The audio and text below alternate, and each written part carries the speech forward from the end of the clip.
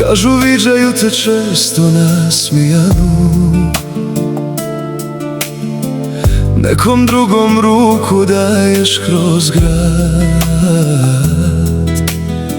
a ja ko zadnji gost ostajem u kafani sa istom pjesmom svaku noć do sad.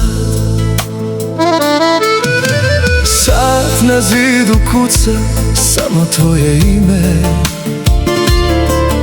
i kad zaspim opet budim se u strah, jer pola mene otišlo je s tobom, a pola nema snage da te zaboravi sad. Njoj je lako,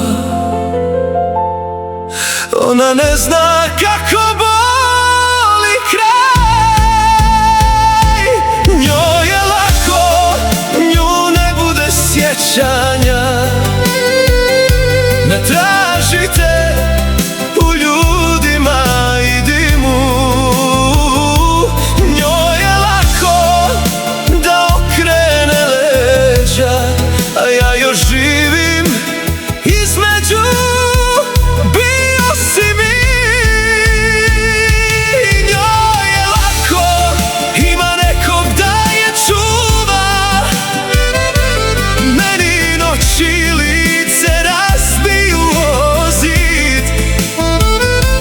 Jer kad jednom zavoliš budalu kao svetinju,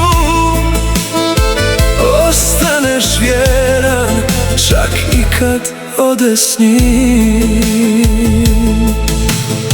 Sve bih dao da te sretnem slučajno, bar na tren, da oči ne slažu sve, da mi kažeš da ti falim makar malo,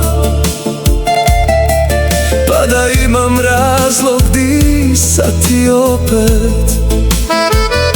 I nije meni teško što si otišla, nego što si tako lako prestala da me voliš. Njoj je lako,